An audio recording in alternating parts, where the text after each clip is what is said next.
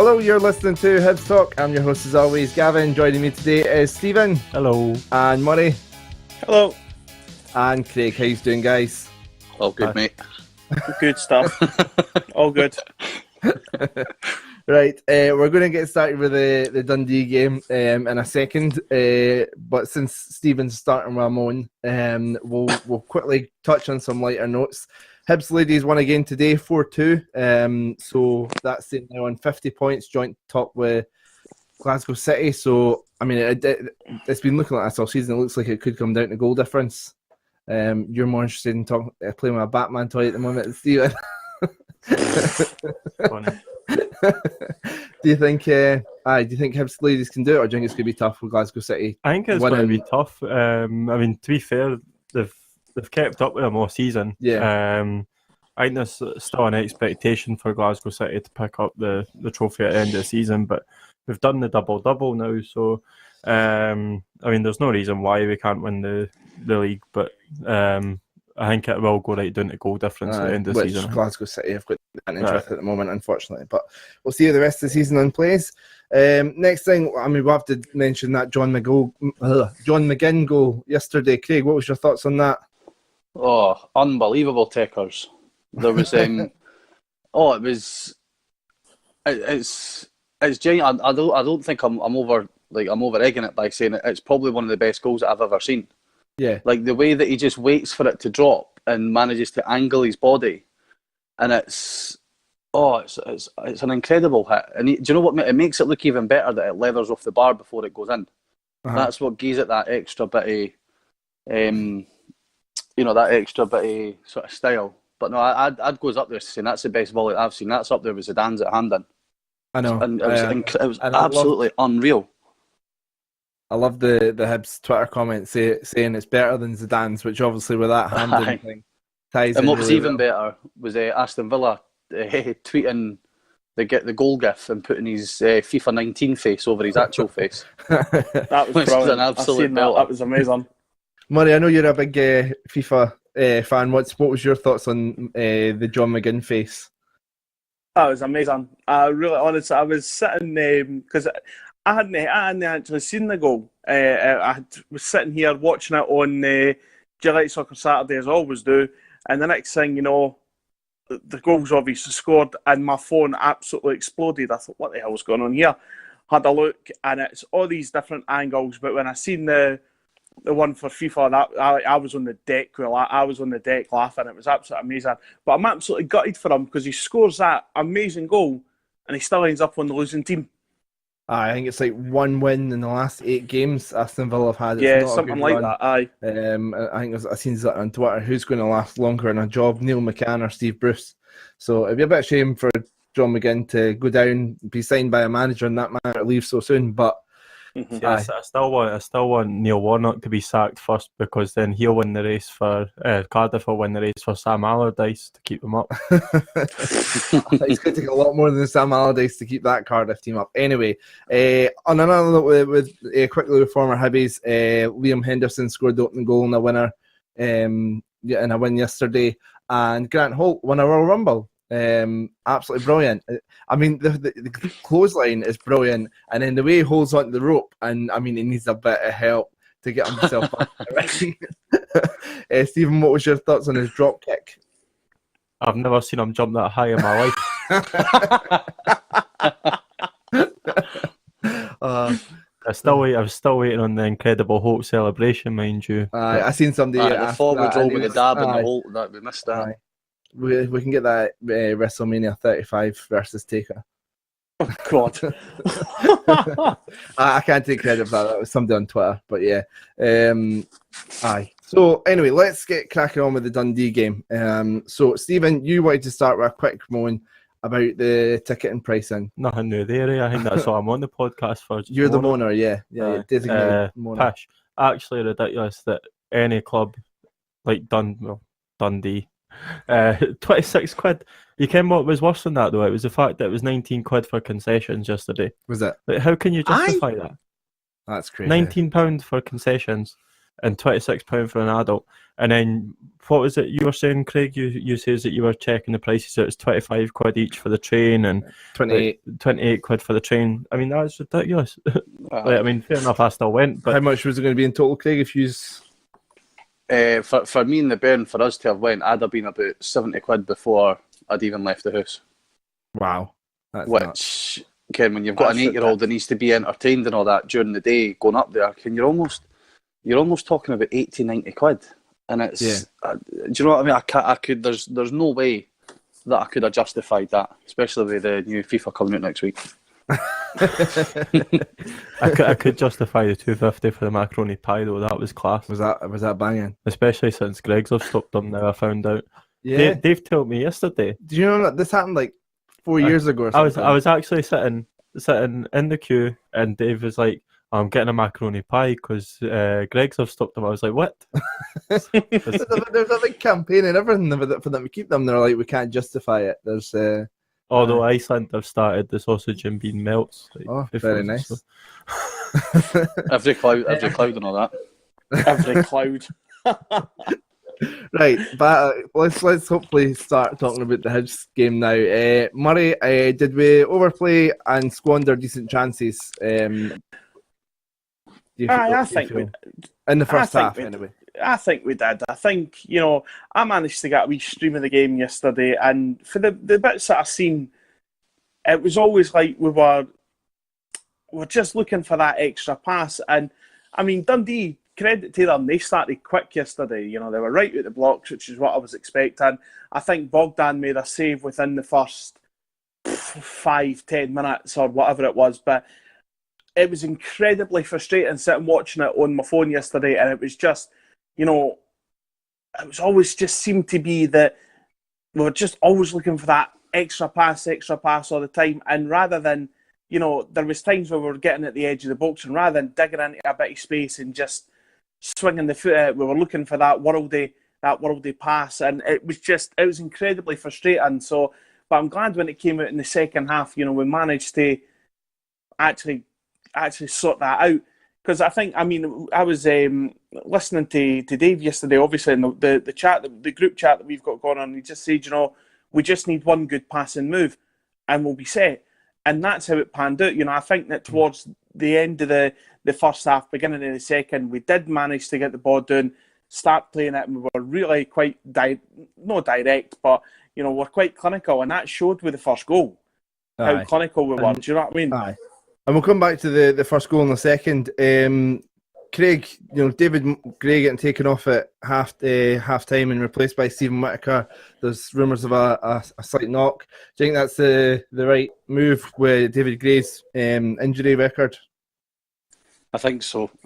I mean, he's found that Gray over the last sort of 6, maybe even 12 months with his injuries, with Whittaker coming in, obviously being a right back most of his career, and the fact that Lennon seems to have preferred that sort of back three with utilising Boyle as a wing back, to make sure that games like yesterday, if we're able to take him off and make sure that whatever knock that he's got isn't getting aggravated any further, then that's the most important thing, especially with the run of games that we'll have coming up into October, when we'll have Rangers, Hearts, Celtic in quick succession, and also, even though even looking too far ahead of that, but Aberdeen on Tuesday as well. Yeah. I mean, Gray did actually come out at half time, like 5 minutes into the break, and he was running up and down the touchline to see if he could shake it off. But as soon as the teams come out, Whittaker was stripped up. So, aye. And finish up with the first half, Stephen. Malin probably had the best chance, would you say? Or would you say it was Horgan's header wide? What would you say was the best chance we had? I mean, both of them were good chances. Both of them should have been goals, I think. I mean, going back to Bogdan's save, we could easily be 1-0 down at that point, and I know that Dave had a lot of praise for Bogdan at that point, but I'd say that Malin should have definitely been a goal there. Obviously, it never worked out that way, but take it. So. Yeah. So the goal came. Murray, what was your thoughts on Canberra's goal? But first, what was your thoughts on Boyle's assist, the pass for the goal? I thought it was brilliant, to be honest. I thought it was a really, really good assist for him, really insightful. It showed that the two of them actually, when they click, they can work. And Canberra does what any good striker does. He got himself in the right position, and it was a really quite a clever finish. It just showed that he didn't have to. I think in a lot of position, a lot of times, a striker in that position might just kind of lash at the ball and hope for the best, whereas Canberra kind of knew what he was doing, and it was just really, it was a cool, calm finish. It was brilliant. I'm not going to say it was a worldie or anything like that, because it was just a basic goal, but no, it was decent, and the fact that just took the edge off us right at the start of the second half. The pressure's off, and I think after that the weight was kind of lifted for a lot of our shoulders. To be honest, you could see it in a lot of the players. Jake, you sort of mentioned on Canberra's finish, you thought he might take it around the keeper, but great finish in the end. I mean, I don't think the finish itself was great. It does kind of almost half sclaff toe bash it.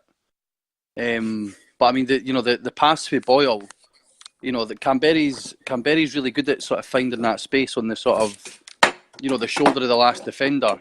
And, for once, we actually seem to manage to find a striker who doesn't seem to get caught offside in those positions. We've had it so many times over the years with O'Connor, Riordan just constantly finding themselves, on the wrong side of the defender. But Canberra's really good at finding that space. And the way that when I seen it, I thought he was, the way he shaped his body up, I thought he was going to sort of, slide it to the keeper's left and then put an empty net. But no, it doesn't matter how they go in the back of the net. The main thing is it ended up in there. And I think it's good for him as well to get another goal off the back of his injuries. The wee injury spell out that he had to go along with his penalty last week. So no, it was a good finish, and like Murray said, really set us up to sort of go and take the game to Dundee for the rest of the second half, and do what Lennon's been wanting us to do, which is be a bit more clinical and be a bit more ruthless. Mm-hmm. Aye. We'd like to say, I think we squandered a couple of chances in the first half, so it's good to see us being a bit more clinical in the second. And Boyle's goal, Craig, what's your thoughts on Boyle's goal? First of all, can we just appreciate the pass for Efe Ambrose at the back? I know. Not only does he stroll out like a gazelle with the ball at his feet, but he manages to find that. It's like I thought I was watching Pillow for a second, the way that he caressed the ball and just dinked into Boyle's pass. And I think one thing that I'm really critical of Boyle is, see when Boyle's in those sort of areas, when he's got the chance to drive at a defender, he likes to sort of almost stop, let the defender get himself set, and then try and take the defender on again. Whereas it was good to see him actually drive at the defender, and then when he found a position, where he could get a shot away, and he's not looking to see if he can maybe cut it back across to Canberra or, Malin, whoever's arriving in the box at that time. He's been a bit more selfish, and I think that's what we need to see for Boyle at times. He's been being that wee bit more selfish. Because I think one area where keepers hate a shot coming at them is for an angle at the edge of the box when the player's on their strong foot, because they have to make sure that their near post's covered, but then it also leaves such a big gap for their far post. So, if you look at the goals that we scored yesterday, the 3 goals pretty much came from roughly the same areas. So no, Boyle's goal was well taken, and obviously set us up to see the rest of the game out comfortably. Steven, you've mentioned on last week's podcast you really believe that Efe could do a role in midfield. Yeah. Just jumping past a player like that and like a gazelle, as Craig pointed out, and then the ball over the top, does that kind of help boost your claim for him to play in midfield? Yeah, 100%. And I mean, I've been saying that for the last 18 months or something. He's too good to play in our defence. I think it's players run at our defence, and Efe he's one of these players that sort of sit back and they just let him run at him until he's on the 18-yard line, and then he's too late to make challenges. You saw it last week against Kilmarnock, and it should have definitely been a penalty for Broadfoot because he was making stupid challenges in the box, and that's the only time that he seems to put in a tackle. He's obviously got the pace. He's good with the ball at his feet. And I mean, the pass through to Boyle, it was class. There's no doubt about it. You can't argue with that. But I think, like Craig said, with Boyle getting on the end of it and then running straight through at the keeper pretty much and taking a shot on the angle. We've said for like for months now that Boyle, he wasn't getting the shots on target, and that was a big issue. But the fact that he's now coming into the box, he's got a wee bit more confidence in that. We already had the assist with Canberra, and I think that's what sort of says, right, okay, well, I'm going for it myself this time. Yeah. And he hit the shot early, he hit it towards the far post. It was a good finish, can't argue it. And a very similar goal with Agipong, maybe a few more step overs in there and a bit more skill, but then a similar finish. I mean, I'm not obviously we can analyse the goal, but I think it's just more interesting to say, obviously we're starting with Horgan, who has shown that he can be a real player. Boyle on the other side. So the fullbacks have got those two running at them, and then one of them goes off, and Agipong comes on with his pace. Well, that was it. I mean, the fact that he came on for Boyle already had an assist and a goal, and he was on top form when he come off the pitch. So you're like, oh, the fullback's exactly. like, oh my God, and can't wait to see the back of him. 100%. And then you've got somebody with Agipong's pace. I was saying to you earlier as well, like just before he scored, like, I mean, I sent in the group chat and that he just looked like a player who couldn't be asked. Like he had taken it round the defender, and then he was sitting just outside 18-yard box, took one touch and then shot for 18 yards. And he demonstrated the pace. He had obviously taken round the defender first, and then, like, I mean, all he needed to do was take one more touch, and he would have been round the keeper. Yeah, the first chance he had. So it was good to see him get a goal. He obviously sorted himself out, and I think my comment straight after that was, "Oh, looks like he can be arsed now." And, I mean, it was good to see that, because I think he needed the goal when he came on. It's given him a bit of confidence now. Especially showing that he can come on as a replacement for Boyle. Yeah. Boyle's been susceptible to injuries over the last couple of seasons, been out for a few weeks here and there. You've got somebody in who can replace him now, so it's good. Good stuff. Okay, a couple of talking points to kind of take away from it. Just sort of short answers for you guys to kind of run through it. Murray, starting with you, a clean sheet, is that an improvement from us, or more in the defence, or more of a reflection on Dundee? I think it's a mixture of both, to be honest, because we have to be realistic here and say that was a poor Dundee team that we played there on Saturday. But equally, these are the kind of games that Hibs have been losing silly goals for in the past couple of months. So I think it's a mixture of both. I think we're going to have to wait and see how that defence copes when it comes to playing a better team. So we've got Aberdeen there on Tuesday night, so if we can tighten up the same way as what we did on Saturday, it should hopefully see us in good stead. But we're going to have to wait and see how that pans out before we can judge, to be honest. And Craig, one of the reasons is, there's been this change in formation to the 4-1-4-1, but obviously Milligan now coming in and playing in that sitting role. If we are going forward with this formation, how does McLaren fit into this? Well, I think it's pretty simple that he doesn't. If we're persistent with that, I'd still like to see us, going with a, for games like yesterday, going with like a 4-4-2. Obviously, I know that McLaren was injured yesterday, but these games where we were playing against Dundee, Hamilton, trying to think, St Mirren, teams like that, especially when we're at Easter Road, should be going with two strikers up top with Horgan and Boyle on the wings, just running at them, creating as many chances as they possibly can. Because it'd be a shame, Canberra and McLaren, obviously you've seen for January, 17 goals in a space of 5 months is a decent return for any sort of partnership in that such short space of time. Not forgetting the fact that, they didn't play with each other straight away. So we need to find a way working McLaren in there, but I think the good thing with Lennon is that he's shown that he's flexible. He knew for the game against Livingston that the three at the back didn't work, and that he needed to change it up a wee bit. So now it's on McLaren to obviously show in training that he can force his way in and force Lennon to tinker with it maybe a wee bit more to go with the two up top. And quickly, Steven, Hibs fans were singing to Neil McCann, sacked in the morning. Mornings came, he's still there. Do you think they'll keep him a bit longer, or do you think he will go this week? I think if he does go, it'll be his own accord now. I think he's lost the dressing room. That was quite apparent. As soon as they went a goal down, never even looked like they were coming back into the game. So I think he'll probably leave. I think he was given the international break with Dundee. Right. So I think it'll be his own choice, but it would make sense for him to leave. I don't think there's anything else to be gained for him staying. Doing a Gary Neville and going back to punditry probably. And finally, just quickly, guys, just wanted your thoughts. Neil Lennon after the game to Hibs TV talking to Cliff Pike saying that that's one of the best performances I've had in my time here at Hibs. I'll try that again. That's one of the best performances I've had in my time here as Hibs manager. What's your thoughts on that? Is that getting a bit carried away, or is that justified? Against an average Dundee team, I'd say it was getting carried away. But I mean, fair play. They looked good. I don't think they'll stick with that formation going forward. So fair play to them. Fair enough, right? Okay, so Aberdeen on Tuesday night. That's why we're doing a quicker podcast. So the last meeting finished 1-1. And I think it's fair to say that there'll be different lineups from both teams. Murray, how do you think this game will be different from a Hibs point of view?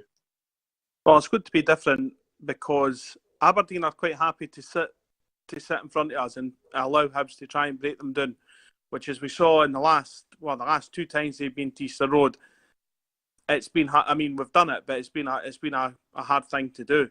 So, you know, we have to go a wee bit more attack-minded, I think, because I think we were the last time we played at Easter Road, we were just a bit too happy to sit back and sort of just contain, but we need to go for it a wee bit more. I mean, I don't know if Aberdeen are going to change their style up a wee bit or if they're just going to come and do what they do best, and as I say, just try to say to teams, you know, come and break us down sort of thing. So it'll be interesting to see how we approach the game. But I do think it will be a completely different game, and I do think we'll go for it. And Craig, what do you think about Aberdeen? How do you think they're going to approach the game, and how do you think it'll be any different from last time they were at Easter Road? Well, I hope so, because they absolutely bored the life out of me when they came to Easter Road. You know, I don't. There's one thing, and I've seen it's quite a regular criticism of McInnes. As soon as he goes a goal up, he starts to tinker with things. I mean, you look at I think back to the semi-final when they beat us 3-2, when they were, you know, with the horrid McGregor deflection went past Marciano. And as soon as they went 2-0 up, he took off a striker we brought it back to 2-1, I think, and he took off a striker for a defender. And then we went 2-2 and he took off a defender for a striker. So he seems to be, you know, he seems to sort of have a feeling of what he's going to do in the moment and hope that it sticks. But, you know, they're not going to come and play for a point. They're going to have to come and, you know, one of us is going to have to go through on the night. And, you know, we've got quite a good record against Aberdeen in the Cup over the last few years. You know, obviously we beat them a couple of years ago when Malonga scored that absolute Maisie. You know, I think back to years, the Benji game where he scored a couple, Michael Stewart scored that peach of a volley. So, you know, we seem to have a good record against Aberdeen in the Cup, and for the way that, you know, we played yesterday, and for the way that, you know, admittedly I've not seen much of them since we played them at Easter Road, but if they play the way that they played then, you know, against us who are, you know, seeming to come back into confidence, Boyle's flying, Horgan's flying, Canberry's back in amongst the goals, I can only see one winner, and it's definitely not them. Aye. And I mean, the stats back up, like you're saying, that the way that they've been approaching games, like the last time at Easter Road, they played and they only had 40% of possession. They only had 6 shots on goal, where compared to Hibs' 17. And, you know, their pass accuracy was quite low as well at 73%. So, yeah, I mean, I think, you know, that those stats kind of back up the whole thing about them sort of sitting in and try to hit the counter and things. So it'll be interesting to see whether they still go for that or whether they actually have a go at Hibs Tuesday night under the lights. So the last few games, looking back at the last few games, I mean, you know, good solid 1-0 win against Motherwell at the weekend. And then other than that, it's been a bit mixed fortunes for them. A few draws in there, defeat to Kilmarnock. And finishing up, Steven, I mean, Wilson scored in his home debut at the weekend. Do you see them sticking with Wilson, or do you think May will get back into the team, or potentially Cosgrove up top? How do you see? What do you think they'll go with? I think they'll probably go with May. They've played with May up front the last couple of games against us. Big sort of target man as well. You saw Motherwell do the same with Salmon up front and stuff. against us. The thing is as well, it's a cup game. Like, you kind of treat it like a league game. We always play different in the cup, so it'll be different change for both teams. But I think if McLaren's fit, it could be the start of the 4-1-3-2. We'll have to wait and see. So score predictions then. I'll let you go first. Are you going 8-1, Stephen? No, I'll let them go first.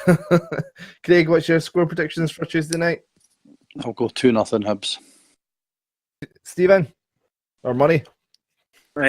I'm going to go... I'll go 2-1. Stephen? 4-0. I think it'll be quite close here. I think it'll probably be 1-0. 1-0? Aye. That means extra time, eh? No, does it not go straight to penalties? I don't know.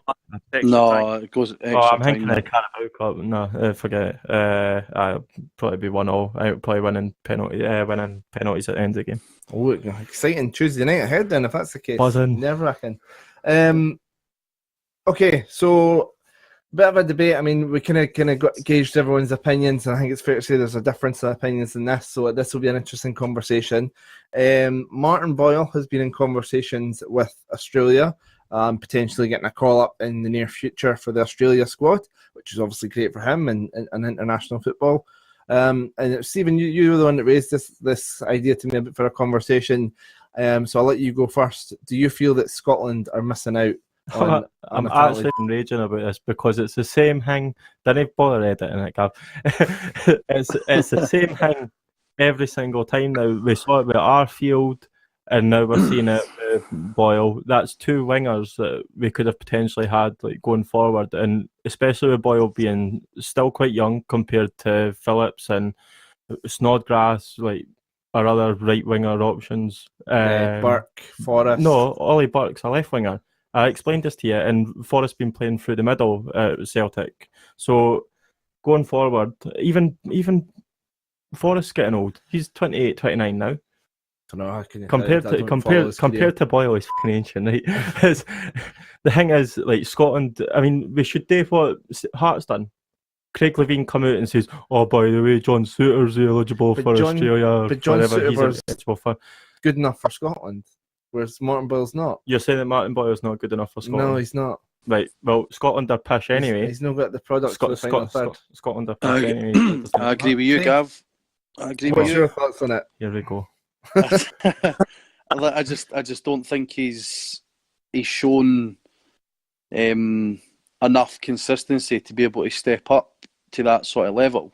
I mean, I was saying earlier on that we're a bit iffy about him, his final product, at that level. I mean, you look at, I get what you're saying, Stephen, about who he's up at, people like Matt Phillips and that he's getting older, but I'd see somebody in direct competition with him as being Ryan Fraser. That's another one. Ryan Fraser's been playing left wing, so right wing back. He was right wing back a few weeks in the Belgium game. They got horsed 4-0. Biggest home defeat in the last 50 years or something. But I think that that's the sort of calibre of player that he's up against. I think that if he'd got in a shot, and even like going forward, people like Lewis Morgan, if he's getting an opportunity at Celtic, Mikey Johnston at Celtic, that's the kind of players that he's going to be up against. And I just don't think that he's shown enough, and he'll ever show enough to be an international player. And if he's got the chance, and it's weird because I would say that if we were to play Australia, I'd probably take Australia on my coupon.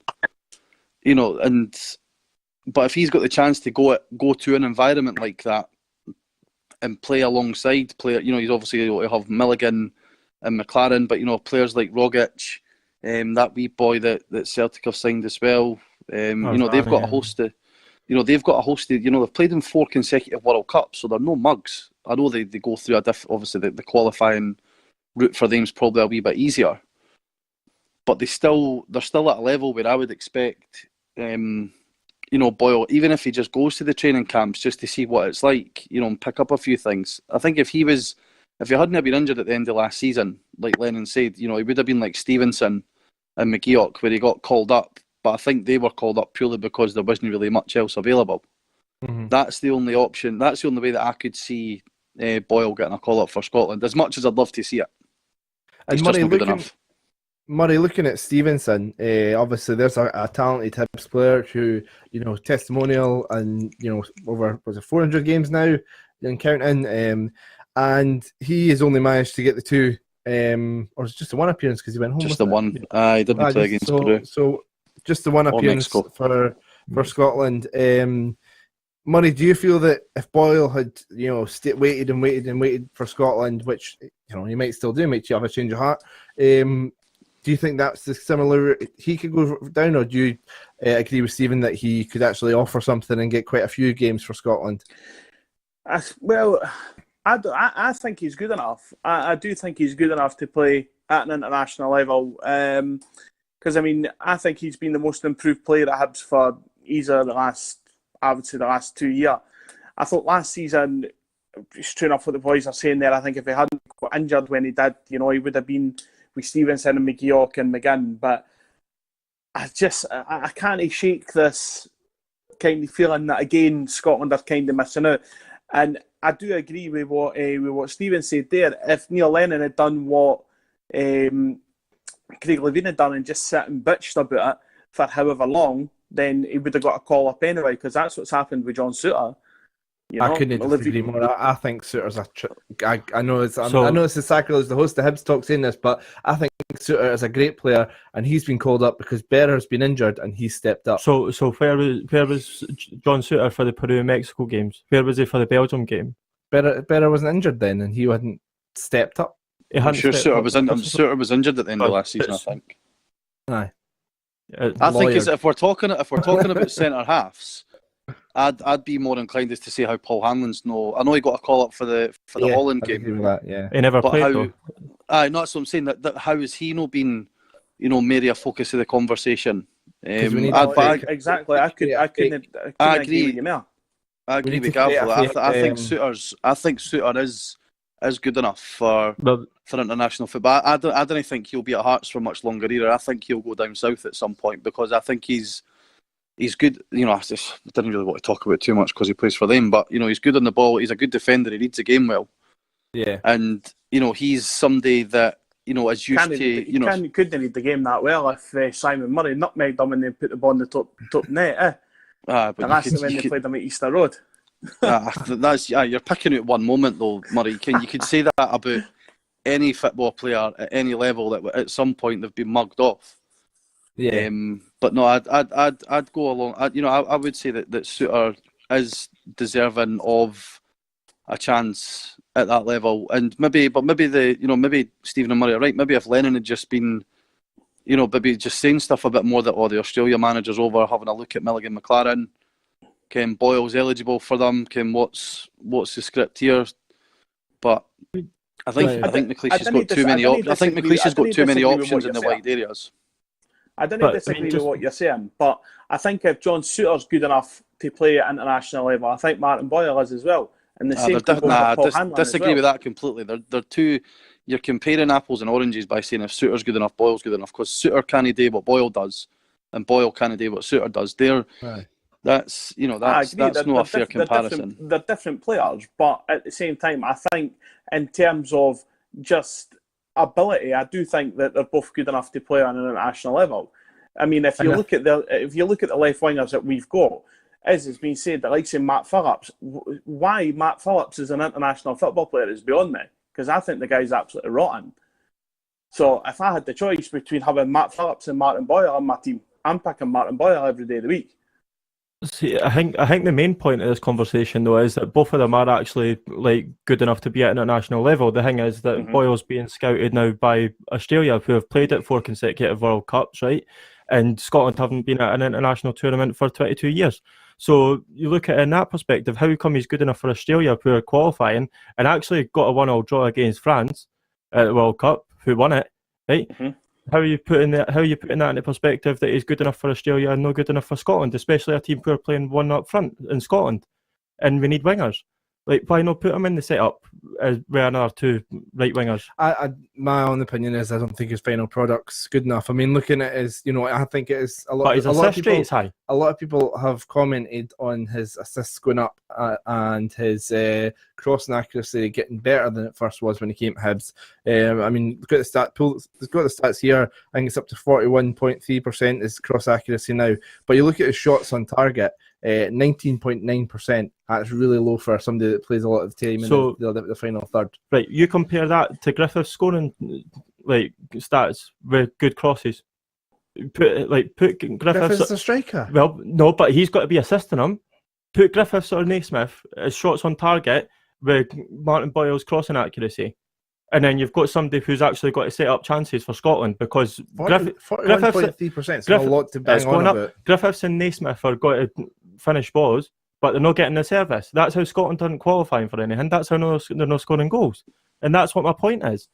If Boyle's getting higher assist rates with Hibs, an average team with average strikers, right?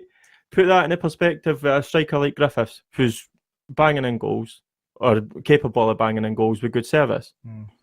It's all apples and oranges, like Craig said. But then I don't know, that argument kind of just falls through with me because I always remember a guy sort of said to me, Chris Boyd scores goals. Why have Man United why have Real Madrid spent 10 million on Ruud van Nistelrooy when they could have spent 2 million on Chris Boyd and got the same player? He would score goals in La Liga. Was Stephen Fletcher no tipped to Real Madrid at one point? I know. I was just going to say that. I think with Boyle, we obviously, apart from that Albania game that they dominated, we didn't get too many chances to get balls in the box. So with Boyle, Boyle's a bit of an hour out ball, so he sees a lot of the ball in 90 minutes. So he's putting in 4, 5, 6 crosses a game. With Scotland, he might only get the chance to put in one. Yeah, and he's not shown that he's consistent enough to be able to make that one stand out. It's a bit like the old joke about Kenny Miller needs 4 or 5 chances to score a goal. Martin Boyle sometimes needs 3 or 4, times out wide to put in a decent cross. I totally get what you're saying though, Stephen. Like, I think he's, how can he not be good enough for Scotland, but he can be good enough for Australia, who are markedly a better international side than we are. But it's just, there's just something in me that just doesn't see it for him in a Scotland jersey. I'll put it into perspective, right? The fact that, I pretty much got every Scotland game home and away, and you look at Scotland as a national team, they never play the ball down the right. Ever since Snodgrass hasn't been in the team, they've never played the ball down the right because they've got Robertson and Tierney on the left. And they never put the ball to the right because they've not got that option. They're not going to pass a ball to Matt Phillips to try and take on someone. If they've got Boyle who actually runs at defenders, then they've got another option, and that could lead to more goals. That's the point I was trying to make. Like I says, we could argue about it all night, and I think a lot of people will be arguing about it for some time to come if he goes to Australia. Aye, and hopefully we can put out some stuff and people can have a debate on social media about it and stuff. So, well, that's the thing. But I actually hope that he goes to Australia. He'll get games with Australia, and he'll turn up at international tournaments, and he'll prove everybody wrong. And like Craig said, hopefully that means him becoming a better player and learning things and coming back and benefiting Hibs. So. And then we'll see if he actually stays at Hibs if he gets to Australia. Okay, so we'll just finish up with Boyle. Let's finish this on a more positive note that we can all agree on. I think we can all agree that it's been a great few weeks for Martin Boyle. Obviously, he became a dad. He's back amongst the goals, and he's got an international call up on the horizon. So things looking good for Martin Boyle. So we'll end there with the podcast. Thank you very much, Craig and Steven, for phoning in. No worries, mate. And thanks, Steven, for walking around the corner. Cheers, son. And and you can find us at HFC Talk on Twitter and Facebook, and search for us on YouTube and stuff, and find the podcast and all the, if you're already listening to the podcast, why am I saying this? Find the podcast and all the usual places, Spotify, iTunes, all that sort of stuff. Okay, thanks, folks. Cheers.